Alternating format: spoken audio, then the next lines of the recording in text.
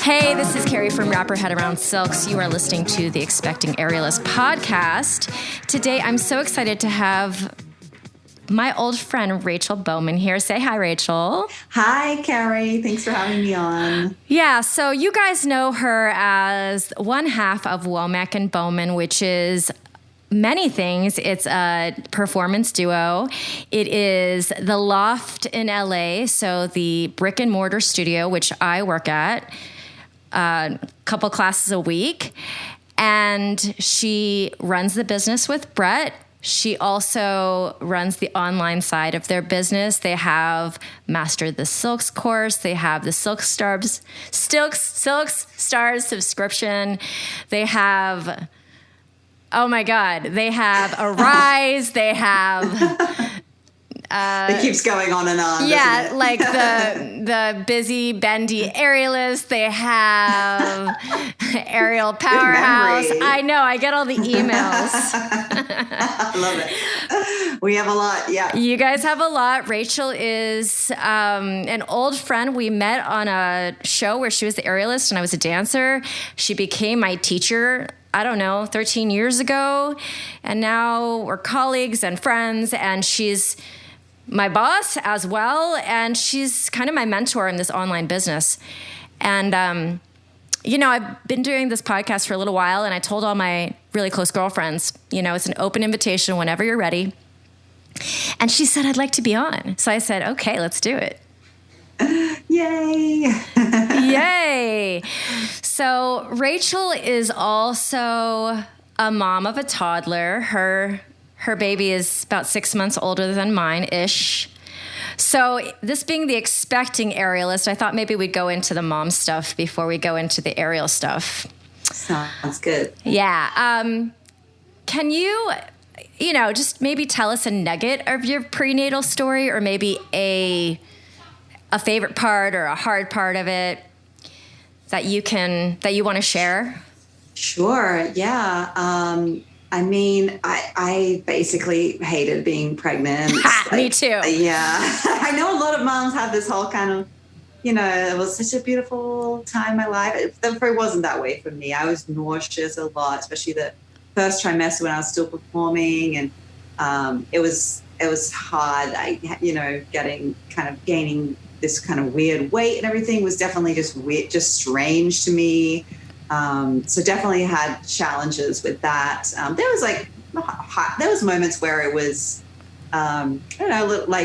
it was bearable. Like there was some moments it was bearable, to say that. But I guess one little nugget is that it's somewhat unusual, I think, this day and age, is that we didn't find out the baby's sex. So we didn't know that. So throughout my pregnancy, I had this kind of like interesting, experience with sort of like not being able to picture my baby. I mean, not that anyone can, I guess, but like just kind of like wondering. I thought I was having a boy the whole time, and it turned out, obviously, Evie was a girl. So so that was kind of a really amazing experience when I had her. That that being like, oh my gosh, I'm having a girl. Like this is so crazy. So, but yeah, I would just say my pregnancy was just not my favorite time. I did continue doing aerial like throughout, right up until about 36, 37 weeks. Obviously not a whole lot of stuff, but just climbing a little bit, basic footlocks and basic skills, which I think kind of was more for my mental, emotional health versus really any other reason, like trying to stay in shape or anything. It just felt really good to get up and move and to sort of still be able to relate to who I am as a person. My identity, I think, is pretty tied up with aerial. So being able to continue to do that did really help me throughout that time. And you also decided sometime in your third trimester to share it with the world, which I thought was really, really brave, which I did not do. Sorry, you did. Yeah, so you had that experience of getting the support from the worldwide aerial community, and then just a couple other comments that we were like, why would people say that? Yeah, there's definitely some challenges with that, which I think I'm coming to understand that a lot of pregnant women have that experience, like the comments and so and you still continue to have it as you have a child, but the comments can be a little tricky sometimes if they're the negative, or even just kind of the unsolicited advice that happens was definitely a surprise to me. But I did wait a fairly long time for what I felt like was a long time to sort of share it publicly. But mostly it was a really positive experience when I did share it. Yeah. Yeah. And Rachel was a beautiful, beautiful pregnant lady.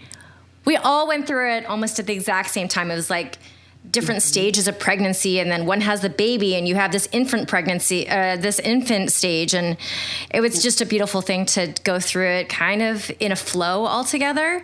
But I did not enjoy being pregnant either. For the listeners, both of us really wanted kids, so that had nothing to do with it. It was just, I was sick as well my first trimester. And, I just felt like it was forever. It just took that 9 months felt like a year and a half to me. Doesn't it? It did. Me too. Yeah, it did. Too. And the other ladies have a completely different experience. So, and then your birth story. So we have kind of a similarity that I did not have a great birth story, but it's like, I'm so glad she's born because I don't want to have that in my mind anymore. But is there anything that you'd like to share from your birth story? Yeah. I would say I went into the pregnancy, like I went through my pregnancy, like really trying to like create what I thought would be like an ideal birth. So, I went to see some different therapists and different like specialists in these different areas related to having a natural birth. And I really wanted to have an unmedicated birth. Like that was my goal. And I was doing a lot of hypnobirthing, breath work and meditations. And because I had a lot of fear around the birth, to be honest. So I really was trying to to alleviate some of that. That being said, I got into I got into the hospital. I had to be induced because my fluid was low and I had some high blood pressure. So I had to be induced a couple of days early, not super early, but and they gave me I'm forgetting the name of it now, but it's like the tampon they call it, just basically like a thing they put up you to induce. So I had this, and then about 6 or 7 hours my contractions started, and I had what I found out to be like an allergic reaction to that tampon thing. So every minute I would have a contraction. So they just were like basically from the very beginning. I just had these contractions every minute. So I was able to, through I think just my sheer will, just get through about 6 or 7 hours of like I did I had the birth ball and I had this whole thing. Okay, I would do like a few minutes on the birth ball and then a few minutes on my knees, a few minutes in the bed, like having all these different, my husband was super supportive. He knew what I was trying to do, and I have to say, I gave birth at Cedars and it was a great hospital, but like definitely the staff were pretty, they were very surprised that I didn't want, they were very much pressing the medication on me as well, which I understand. They didn't want to see me in pain, but a part of that was it was challenging for me, like looking back on it. But anyway, after about 6 or 7 hours, I went for the walking epidural first. And then after about an hour and feeling like that wasn't doing anything, I was like, just give me everything. Just give me what you got. Just do it. And then, it was just about 2 hours after that she came. It was about 10 hours all up. So now I'm learning that wasn't really that long for a first child, like from my other experiences I'm learning about. But to me, it felt like so long. Oh my God, it felt so long. So eventually, she came out and it was amazing. She was only 4 pounds 11. She was so tiny, but really healthy and everything was fine. But yeah, it was definitely a challenge, of course, like most births are. Just definitely not the pure, peaceful experience that I had heard about that I was trying to emulate. I feel like I just muscled and like just for some reason, I just really had my heart set on doing this unmedicated. But, my ultimate goal was for it to be a vaginal birth, which it was. Right. Something I was really hoping for, just being an aerialist. And I as you know, like in my mind, it was going to be less of a recovery to do it that way. But, again, I've since seen a lot of my friends going through the C-section, and it really doesn't seem so bad. Like I still had stitches in my vag, so. When Rachel told us this story, we were just horrified. Like every minute, the only thing that makes a contraction doable is if you take a break from it. It's not consistent. It's supposed to come and go. And for Rachel, it didn't come and go. It just came. And you didn't have any medication. For 6 hours. Going into your 4th trimester, tell me, did you breastfed? I know you breastfed. How did it feel the first couple weeks? And then let's get into, how your body felt and coming back to aerial. I definitely wouldn't recommend my pathway, to be honest, like what I did at all, like especially as I've looked back on it over the past 2 years. But I had I had a retreat that I was doing, my business partner Brett and I were doing, and it was 8 weeks after I had Evie. That was planned. It was always like there in the back of my mind that I had to be somewhat in shape to be able to teach like this kind of full-time retreat. We had people flying in from all over the world. It was and I wanted to be, I knew I wasn't going to be at my best, but I wanted to be at least able to demonstrate and to be somewhat of what I thought Rachel Bowman of Womack Bowman was supposed to be, right? So I felt I definitely created put a pressure on myself to get back to like, I don't mean like shape physically per se as much as like being able to do stuff by that 8-week mark. So anyway, that being said, I think I gave myself like 2 days to rest and to really like, spend like, not that I always made sure that my daughter was my priority, of course, but there was, when she was sleeping, I would start doing very, just gentle like exercises, which felt okay, like just gentle Pilates things and breath work and this kind of thing to try to feel a little bit more of a connection with my body. And then yeah, as that time kind of got closer and I was going to have this retreat, and I also had a gig booked 8 weeks back, 8 weeks after I'd had her, which I look back and I just think that was just so crazy. But it was kind of a different time too. I think pre-COVID, there was just a lot more happening in the world that I didn't want to miss out on. And I also just had this thing where I didn't want to, I was really determined to not, this sounds maybe silly, but like to not just be a mother. Like I loved her so much and I couldn't even, like my life completely changed when I had Evie and I suddenly was like, oh my God, this is the best feeling in the whole world. Like it was incredible. But I also was like, really this other part of me was like, I'm not going to let go of this other person that I am, an aerialist, and that's what I love. That's what I do. And also like the joy that brings me as well. So there was some like good like intentions there for sure. But I also think just the pressure that I put on myself was not necessarily healthy. And if I did it all over again, I wouldn't do that. I wouldn't do that. So I would at least make it 3 months after I'd given birth. Yeah. But yeah, it was a challenging time for me, just kind of learning to juggle all of those different parts of me, like how to be a mother, how to be a wife, how to still be an aerialist and businesswoman, like that. And I don't think I've learned how to do that at all. I'm just doing it, and it's messy. but I'm just doing it. Yeah. I think we're all doing that. We're all just trying to make it work. And I think you're doing a great job, but it does resonate with me, the feeling of chaos. Totally. Like it just feels like chaos, and the outside world might think to themselves that you really have it all together. And for the most part, we do have it together, but it does feel chaotic a lot. Yeah, I agree. Mm-hmm. Yeah, we share that with each other all the time just to commiserate and feel like we're not alone, because there's so much more to think about, and there's so much less time to do it in, and everything. Rach, how was the breastfeeding experience for you? Yeah, well, I'm still going, Care, so there's that. I successfully weaned Bean about 3 months ago. So yeah. I mean, like, good for you, whatever. I feel like whatever anyone wants. I never thought that I would be. I thought I would do like maybe 2 months. I was like, how do people even go beyond 2 months? Yeah. And then it just kind of, there was moments of around 6 months where I was like, she was kind of biting a little bit. And I was like, I think I'm done.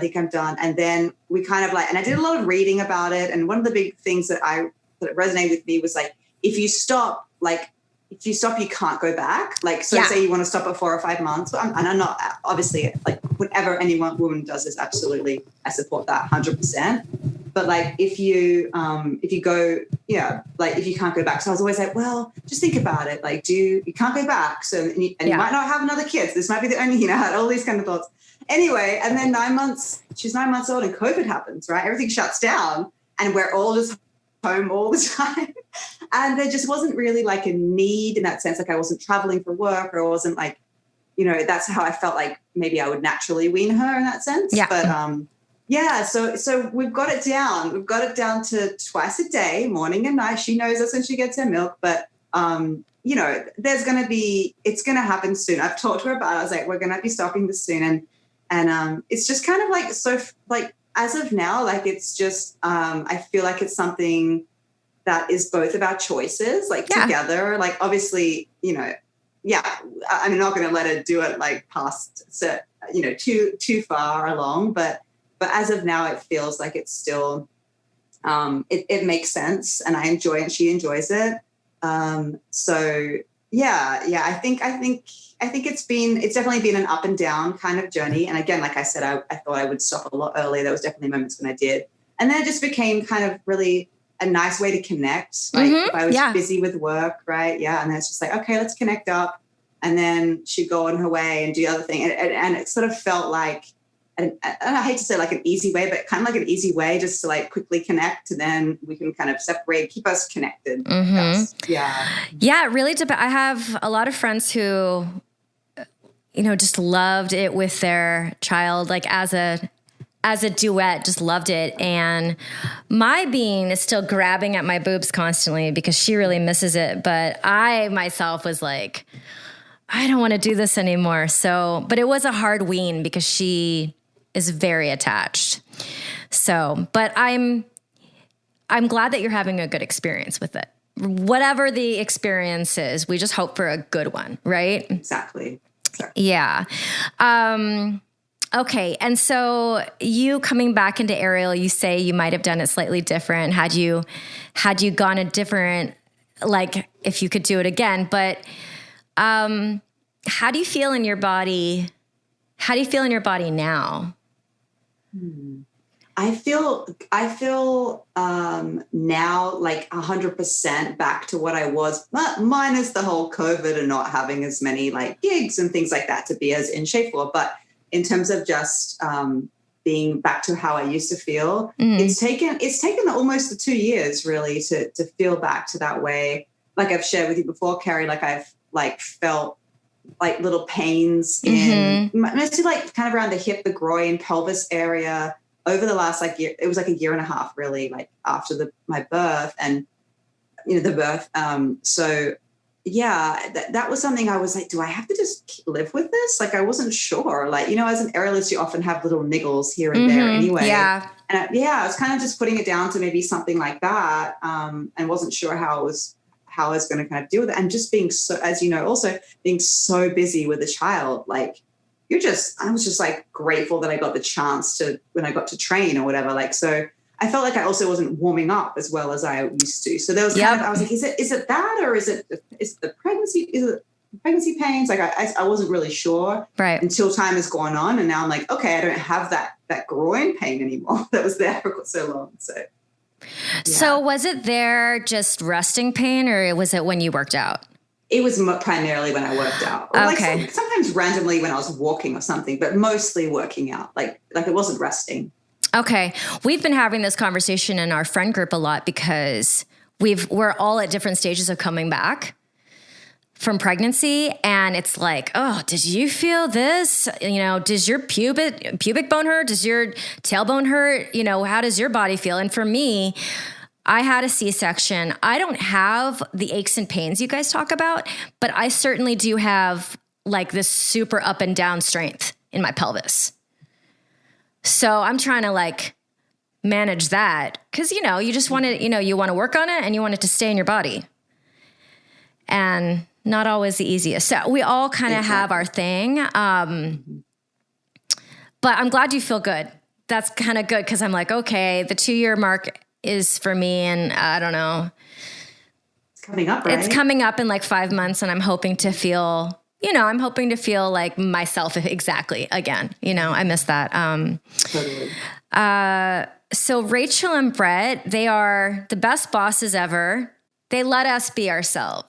They let us be ourselves in the classroom, which I really appreciate. And they give us so much support, which I love. I love our community that has been built around these two people. So I think that's because also we have such amazing teachers like yourself. Like we're lucky that we're able to trust you guys and know that you give awesome classes and that you're great people. And it's just, we're very lucky in that way. Brett and I talk about that all the time, like to have this community of like fantastic teachers that we're just like, we just trust you guys so much. And you always just keep, you're such high level teachers. Like we're just really lucky to have you guys. If anything, the issues that I've had at work are that I'm too invested. That's always the problem that I have. Like I care so much. I care too much. I get my feelings hurt very easily, type of thing. But Rachel and Brett are behind all the work. So they have the brick and mortar studio and they have this kind of invisible empire of online. And, Rachel is balancing motherhood, being a wife, being a business partner to Brett, which is different than being a solo business owner, which I am. It's got its ups and downs. It's got like the opposite problem kind of, right? Tell me how you balance all of it. Well, first of all, I would say I don't. Like, I feel like I don't balance it in that kind, at least in my mind. I guess I don't see it as that. I feel like there's different seasons with kind of each of like those buckets, if you will, like of say work, like straight like Womack and Bowman work, and then like being a mom, and then my husband. Like in that sense, there's sort of different seasons of like importance. Like obviously they're all important, and my family is the most important, but like everything's important in different seasons. So particularly, say for the business, when we're doing like a launch or one of our products or a new venture like at the studio, something's happening, then I'll sort of bring most of my attention. I'll generally have a discussion with my husband and be like, okay, just so you know, this is what's coming up. I'm going to be like working a lot on this, and can you help with childcare? It's another story, but like, so we'll kind of like, that will be like a season where that's happening. And generally Brett and I are pretty organized, and we map out our different ventures that we're doing, like quite at least like 4 months in advance, I would say. So we sort of know what's coming up. So that makes it easier to work my life around that. And then secondly, I would say for me, most recently finding like a really fabulous childcare center where Evie just goes a couple times a week as of now, but she loves that. It was hard at first, but she really enjoys it there as well, which has made it a lot easier.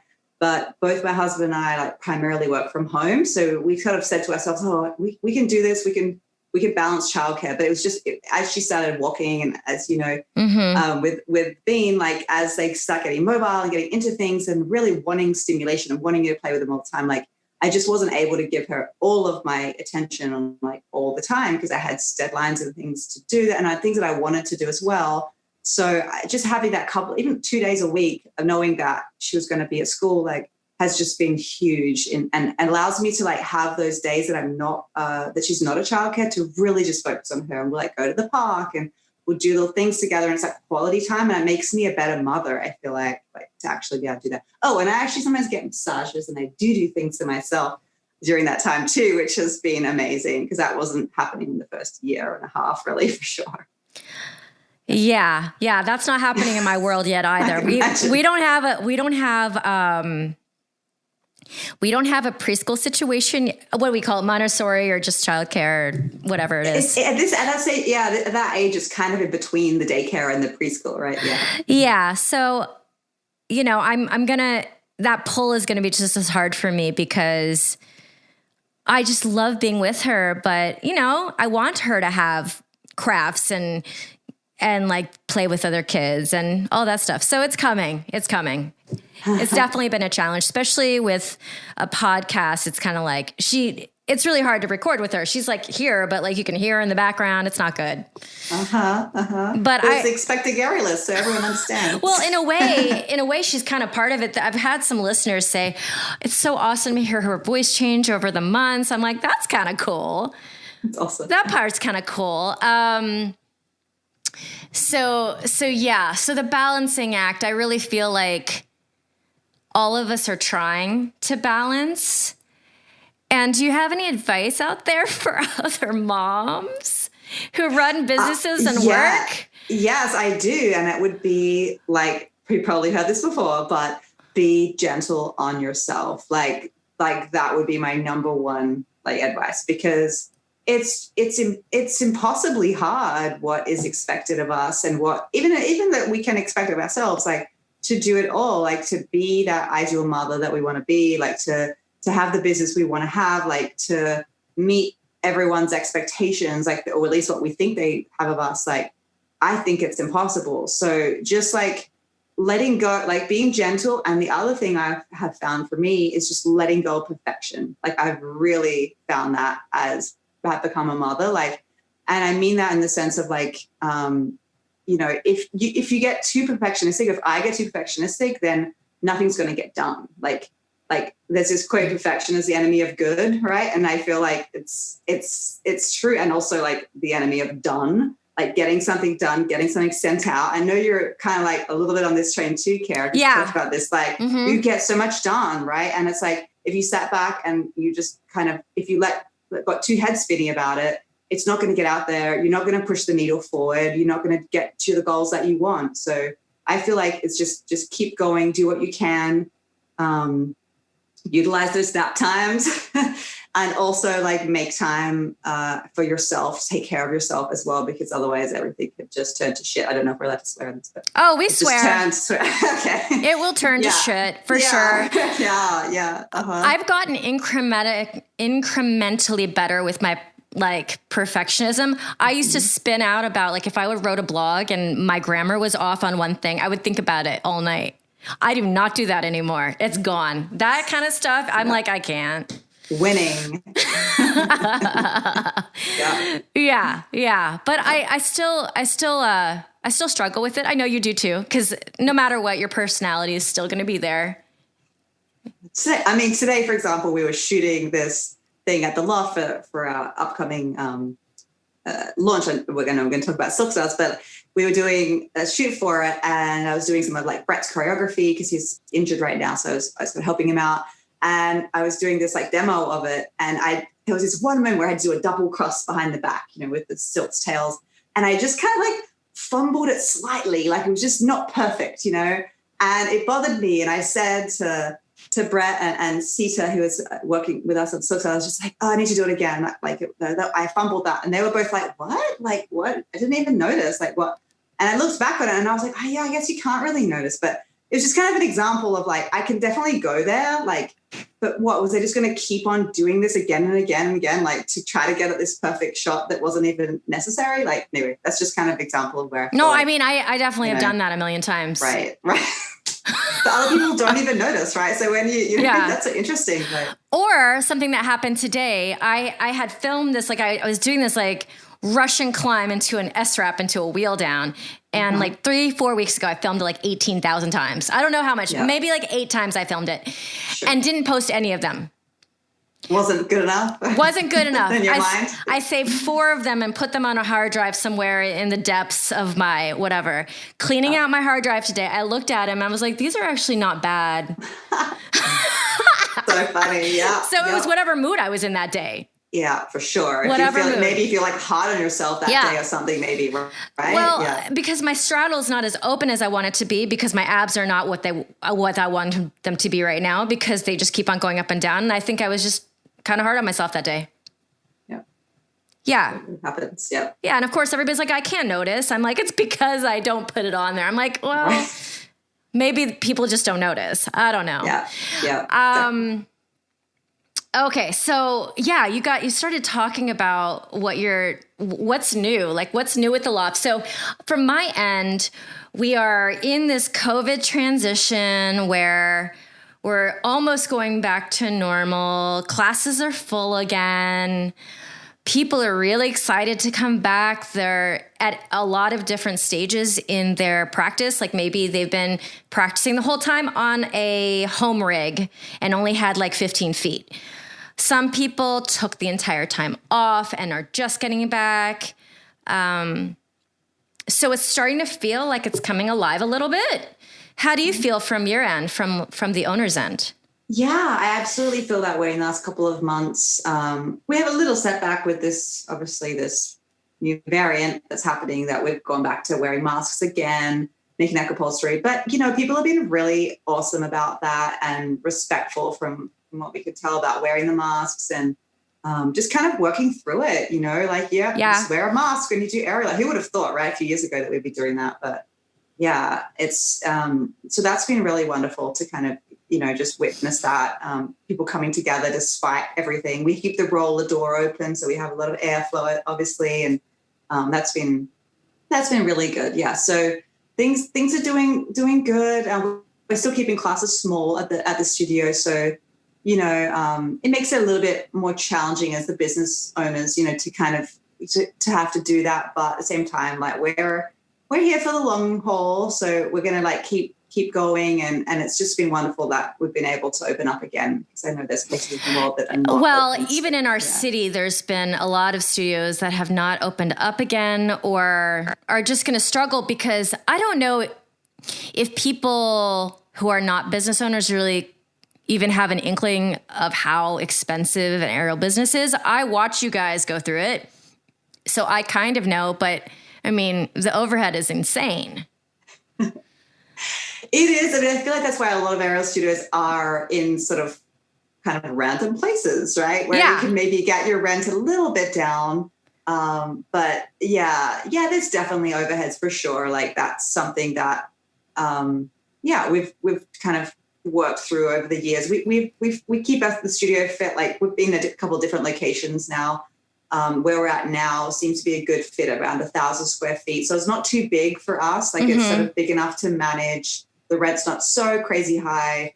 But yeah, I mean, obviously there's a lot of equipment expenses, and there's, the rent, electricity, and then there's insurance, which is definitely, substantial. So yeah, it definitely does add up for sure. So yeah, but we love it. And so far we've been able to make it work. And then we also have the online business to kind of help us out as well. So yeah. Yeah. Tell me a little bit about what you're excited about right now with the online. Yeah. Well, we have, like some of the listeners might know, we have already like our kind of flagship course, which is Master Silks, that we open up once a year. And that's like an advanced, advanced aerial silks course that teaches people whole lot of content, as well as specific aerial acts as well, where they can submit that to us and get a certificate of completion for doing that. So sort of more of a certification course. So we have that going that we launch usually the beginning of each year. So we've done that. That one has opened and closed for 2021. But we during COVID, we actually started a new program, a membership site, that's called Silk Stars. And we started that because we found like a lot of people were, their studios were closed. They didn't have, a way to keep training. So, and a lot of people had found, people, aerialists are amazing in that they find ways to train, right? Whether it's going to friends' houses or, buying rigs or whatnot, like finding places to train. So we wanted to sort of support that and to help, basically we started a $27 a month membership site. We wanted it to be something accessible to people, especially during COVID. And it basically every month there's a new challenge, like a new combination that we teach. So we teach a choreography, and we have a mini rig version and then a regular height version. And we also have a ground workout class that we include in that. So each month there's like new content. And then we have a live Q&A that we do every month, like on that challenge. And then at the end of the month, we encourage the members to upload the video to the website that we have, the Success website, where they have their own profile. And then we go in there and we watch the video every month, and we give them feedback on that. So they get like a personalized critique, as well as we award stars, which has been kind of a fun like gamification process to like, sure. To like, yeah, right. Maybe people are a little more motivated. Okay, I want to get my challenge up this month. I'm going to go train. And those stars like unlock prizes within the site, like different bonus tutorials and kind of fun things like that. Yeah. So it's been fun. And we have like a shop where it has some swag. And so it's been a super fun. And then we have a community on there too, like a forum. People can kind of go in there and have questions and chat to each other. And it's been like a really fun, especially during this difficult time of the last year, like to have this community going that's really evolved. And yeah, just to meet all these awesome aerialists from around the world and just like watch them like create. Like, and it was funny because the first couple of months, the submissions were a little more like technical, like the aerialists would be kind of, there wasn't much music, or it was really just like kind of going through the motions a little more. And then, you know, we gave it a little feedback and whatnot. And it was so amazing to watch the transformation of people kind of stepping into their own artistry. Like, I love it. Like sometimes, right, people just kind of need, I know we do this a lot of loft, so you know this with your classes too, Carrie, like, and you're such an amazing choreographer, so you bring that out in people, but like watching them like feel safe enough to express themselves, like that has been the most rewarding part of doing this program, like is watching people like really like change and transform, you know, into these artists. Like they were always like, it's not that it wasn't there. It was just kind of allowing them to express that, like having a place to do that. So that's been really wonderful. So yeah, we've done the program opens a couple times a year. So it's actually going to be opening up again for a new like cohort, like a new registration basically for the week of August 9th. So we just open it up for a week. And that way, you know, we can give people a chance to join. We do like a 14-day free trial as well. And then it's like cancel anytime, but it is only $27 a month anyway. So it's not like a massive commitment, but we wanted to make it accessible in that sense for people to, you know, who maybe, yeah, just need some extra inspiration and connection. So yeah, so we're opening that up for a week. So, you know, if you guys are interested, you want to check it out, you can go to silkstars.com. For that. Yeah, I feel like you guys, it gives people three things. It gives them community, inspiration, and motivation. And those three things together are three of the hardest things to have consistently in your practice. Yeah. We are very lucky here in LA. I've had a lot of students say this to me. They're like, man, we take it for granted that there's just so many of us here. You know, there's so many of them. There's so many of the teachers. Just we're in such close proximity to each other that we take it for granted sometimes. I speak to aerialists, you know, just in different cities in America, even not even out of the country. And one of them I remember lives up in Northern Cali, and she's like, man, all the girls around me, she's like a mom. She's like, you know, in her 40s. She's great. She's fit, everything. But everybody in her class is like 14 and like Gumby, you know, like super flexible. Everything's easy for them. And she's like, I don't have people around me that are like me. And sometimes the only way to really have that is to find those people in your online community. You're not going to move your job and your family to get an aerial community, probably. Yeah. So, and then on the other hand, motivation and inspiration. So if you do live in one of these small towns, or just not LA, not Vegas, not New York, you know, how do you get motivated if you have your rig at home? Yeah. How do you get inspired? And sometimes you just need something that's easily accessible on your phone. Yeah. You know, I hopefully bring that to the beginners of the world with Wrap Your Head Around Silks, and you hopefully bring it to the, you know, the more advanced students, you know, with your program. Yeah. So I think it's great because those things are really, I don't think about it very often because, you know, I've got like first world problems over here. I'm like, oh my God, I'm so sorry. I have to go to the studio again today, you know. Yeah. For other people, that's an absolute gift. Every single minute you could have that airtime, that height of rig, you know. Yeah. Place to film your stuff, you know? Yeah. I mean, it's just incredible to me the amount of people we have, like in Success, who actually have been on these little mini rigs for the last year, like in their houses, and they're doing what they're doing. It's so incredible. Like what you can do with just a few feet. I had no idea. Like this is just, people make it work though. And that's, I find it so inspiring. Like people are like, okay, I'm going to get what I can out of this rig, you know? And it's like, they're doing it. But yeah, we are very lucky to have 20 plus ceilings that we can use. It's down the street for you too. Oh, this is the thing.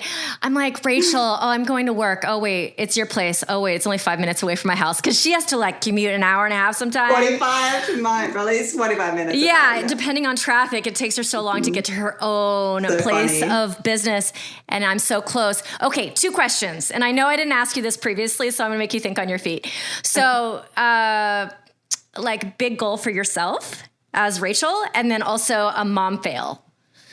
Oh, okay. Yeah. Let's see. First of all, big goal for myself. I would say just to really be in the moment, like be like in like live in the moment more versus I'm such a like, I'm very ambitious, which I like about myself, but it also can take me out of the moment that I'm in. So I want to just really appreciate the beautiful moments that I do get with my family, as well as like with my business, like different parts of it, just like where we're at now versus like, okay, where are we going to be? I love having big goals, so get me wrong, but just kind of like making sure that I stay present. So that's something that I'm really wanting to work on a little more in myself. That you can enjoy the victories when they happen. Exactly. Yeah. Versus like, okay, next one, now we move on. Something Brett and I joke about all the time because we have so many little different products and different things happening that we're okay, that was great. Now moving on. Like, that's just, or we do like a show and we'd be having these little huddles and business meetings between our acts. And then we'd be done with the show and we'd be, the applause would be happening and we'd come off the stage and we would start talking about our next business project that we had to do, like meetings and stuff. And it's pretty funny, but like, that's something that I want to just get a little bit more like focused on where I am in the moment. So yeah, for sure. I love that. And then biggest mom fail. Oh, not even big. Oh, okay. Like I had one the other day. I washed a diaper. And if you've never done that, like all of the stuff, the mush in the inside got like sloshed all over the inside. It took me 45 minutes to clean it up. Oh my gosh, that's hilarious. Oh, I'm sorry. That's funny. Okay, so let me think. There's so many, like even just the last week, I'm sure we're in the middle of potty training right now. So a lot of it is potty related. Okay. Yeah. Like putting on underpants on her and she thinks it's a diaper. That's happened before. So she'll just go. We have this travel potty that we take everywhere now because she's, so I was driving once from the studio to my daughter's childcare to pick her up and it was like a lot of traffic and I got to childcare and I was really dying for the bathroom. I needed to pee. And then I looked to the back and there was like no bathrooms around. And I can't go inside. I can't go into her childcare. So I peed her potty. And I was like, this is like a mom thing. Or is it? Or is it? No, I think it might be a hack. But the fact that you shared that is amazing. I thought about not sharing it, but then I was like, oh God, this is like the kind of shit that I do. It's like, I mean, I feel like it'd be like, dude, there's a toilet right in here. Let me just go in it. I love that. Rach, that's a really good note to end on. That's going to be the lead for your podcast in the opening credit. It was really, really good. And we are going to end this podcast on a high note of Rachel peeing in her daughter's potty in the car. There you go. Public. Oh my God. Thank you, Rachel, for being here. And you can find Rachel and Brett on Instagram at Womack and Bowman. You can find, thank you so much, Carrie. Yeah, a lot of choreo there, silkstars.com if you're interested in that.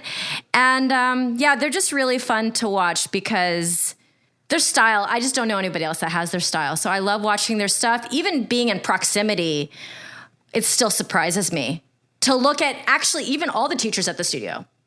I'm just like, oh my God, where'd they get that? They're literally like the class right after me. And it's like they're doing aerial on another planet than me. So it's so interesting. Right? Yeah, it's such a great thing to have all that diversity. So yeah, Rachel, thanks for being here. At some point when your child's in another stage, we'll have you back and we'll talk about like a different stage of that mom life. Yes, living that mom life. Living the mom life. Thank you, Carrie, so much for having me. It's really fun. Thanks so much to Rachel for being here with us today. Thanks to Asa Watkins for music and post-production. And you can always find me at carrie@wrapyourheadaroundsilks.com. If you go to the show notes, I have my curated list of aerialist must-haves on Amazon there for you in the show notes. And thanks so much for listening today. You are listening to the Expecting Aerialist podcast.